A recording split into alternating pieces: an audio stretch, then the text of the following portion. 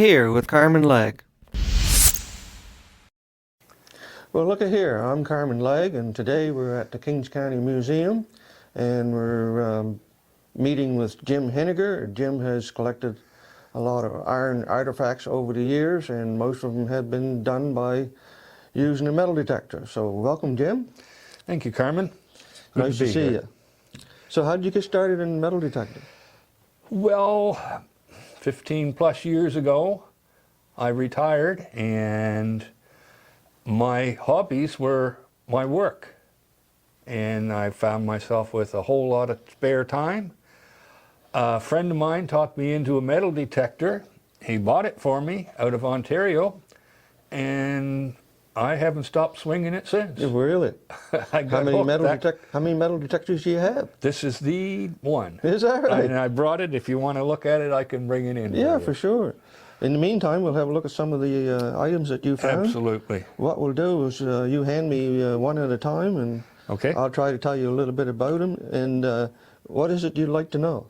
Well, I'm looking to know, what these things are, what they were used for, and an approximate age, if you Okay. can do that. All right. I'll give it a try, Jim. Okay. Well, the first item is a brass heart. These were used on pads on the head of the oxen, in the forehead. Okay. And the large brass heart sort of signified the love that the teamster or the farmer had for his oxen. The oxen was such a revered animal. It was how they survived. It was their tractor. Yes, it was their indeed. tractor at one time. And these were always put in the front of the pads to signify the love of the animal. It sort of had a bit of a religious connotation as well. They are not now available. You can't get these in this size anymore. This is typical, I'm going to say 1850 to 1920 items you would see on the pads. And Excellent. there was an innumerous amount of these hearts. If you had a pair of oxen and you wanted to have a certain prestige, you always had to have a heart on your pad. Okay. Interesting. Thank you. Okay. This guy. Well, we have a brass buckle, and you can see that it's fairly square, but a little bit on the rectangle side, and it's curved in such a way, and it has, you can see the little lines going through it there. Yes. So this is a shoe buckle. It would be Okay. placed on the top of the shoe near the instep, and then the strap would come around through the... To snug up the shoe.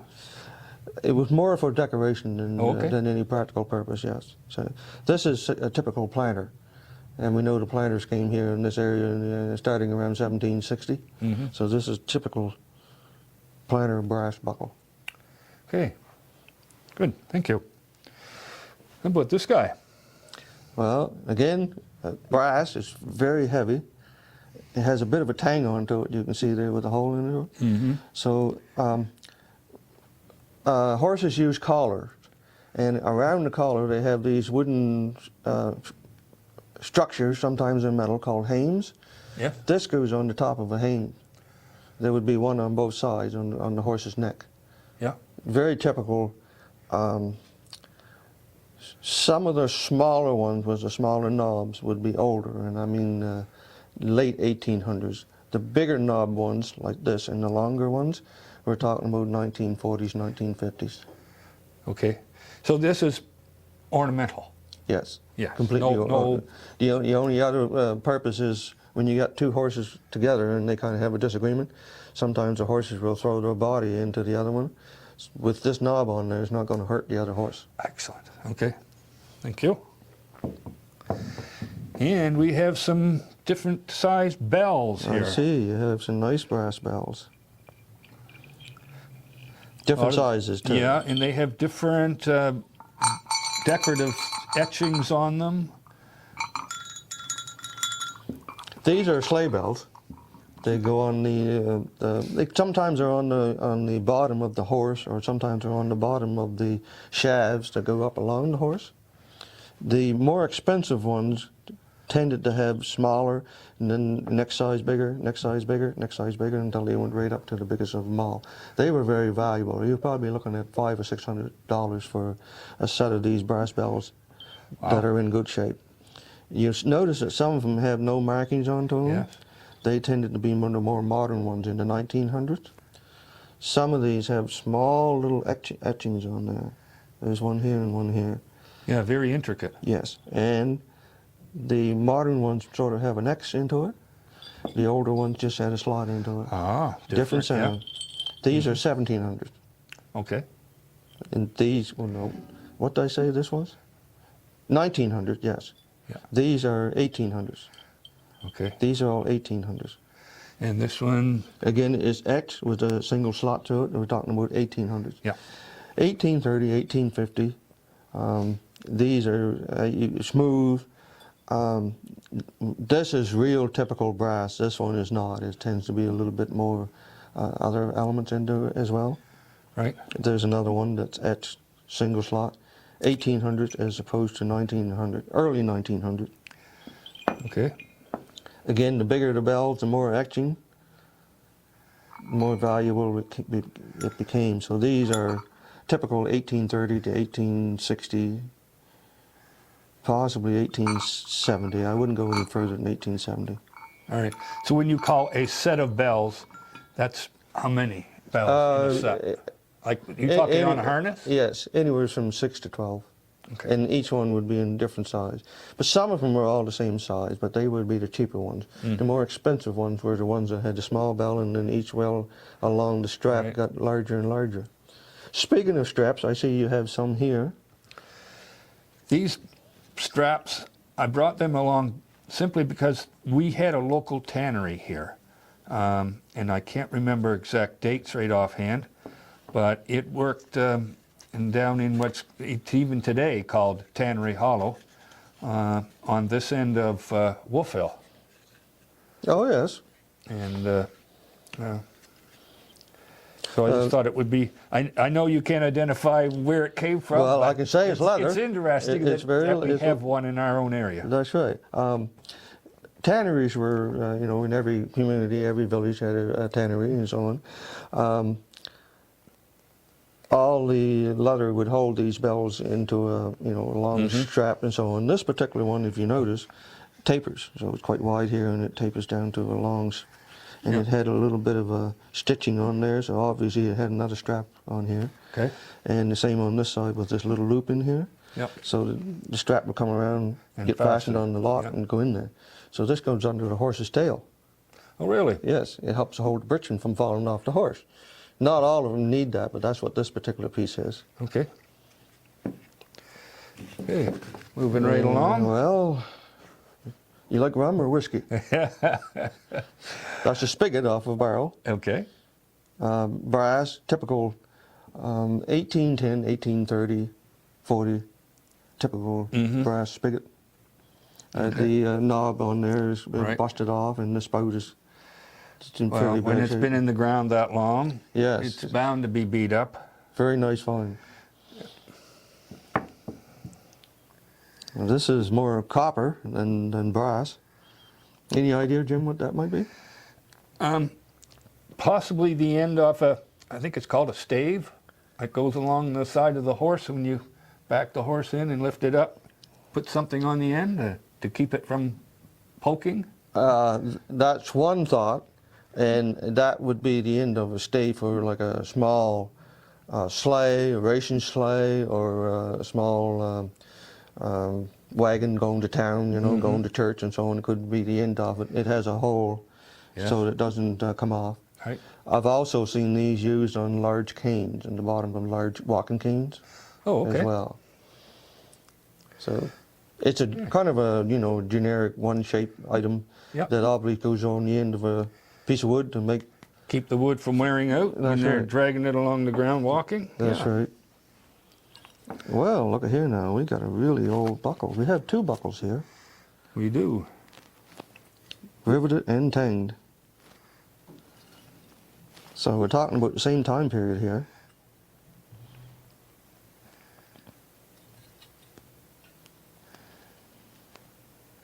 And Can't see any writing on that one. I didn't see any on it either. That nice gold tinge to it. I'm thinking, you know, is that possibly an officer's military buckle?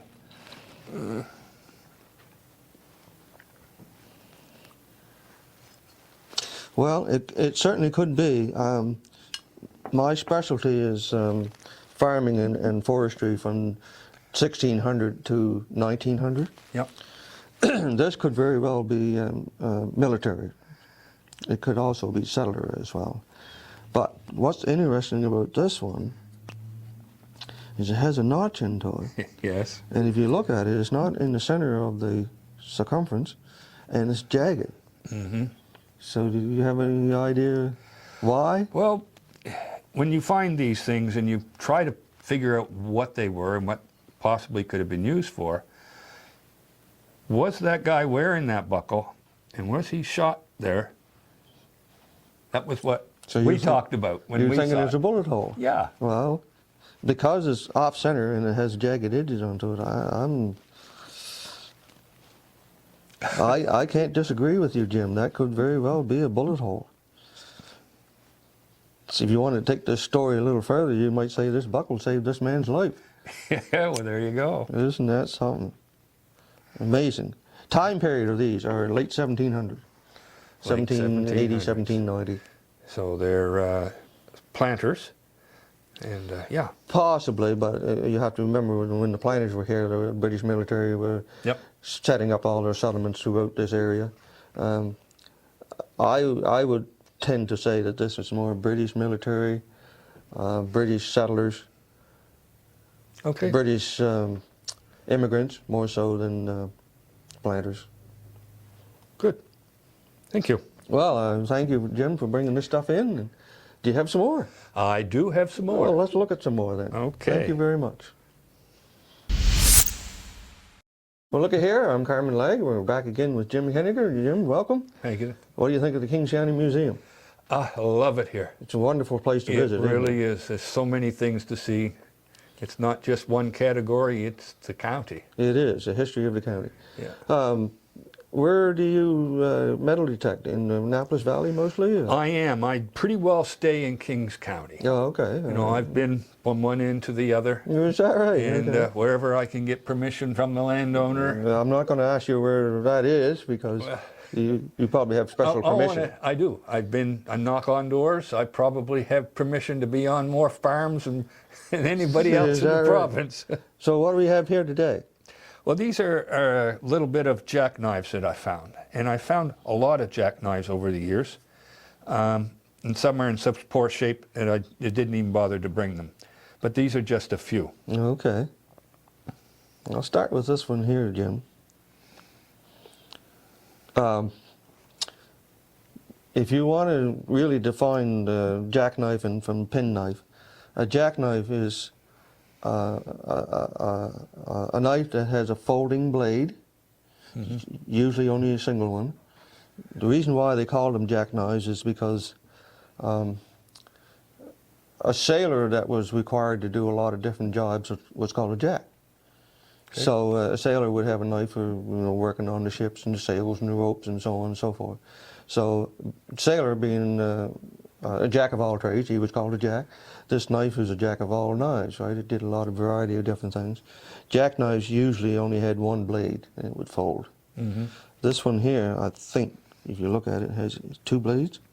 Yep, I think so. And it's a very slim one, very old. These knives were called jackknives in the early to mid 1700s. That's when they started calling these jackknives. This one is a penknife. A penknife tends to be slim, not more than 3 inches, and multi-bladed. Sometimes they even had picks for cleaning out your pipes or different corkscrews, screwdrivers, and so on tended to be penknives. This particular knife here is late 1700s. This is the oldest knife you have in this collection. Okay.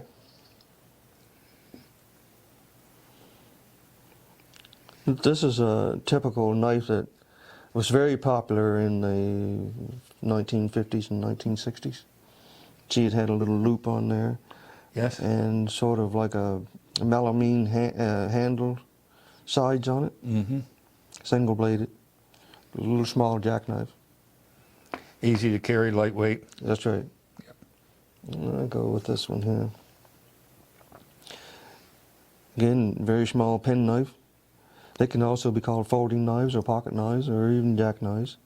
This one would have had sides on there that came inside the tangs made out of antler or even Yes. wood, different materials. This is something typically early 1900s with the tangs on the end like Right. that. Okay. This one here you can see has a design Yes. patterned in there. Again, tanged on there. This one is fairly curved. This one is fairly curved. This one, if you look at it, has an S shape. Again, that tells me this is older. Okay. And this one here, you can see, has a little brass inlay in there. Double bladed again. Mm-hmm. One blade still stuck in there, and the other one looked like it was open. Right. So they were probably repairing some equipment or something like that and lost it and never seen it again. Again, this is Yeah. fairly modern, mid-1900s. So you have some knives from the 1900s, and you have one right here from the late 1700s. Great. Thank you. Now this one, it's an interesting item. It's not very old, of course.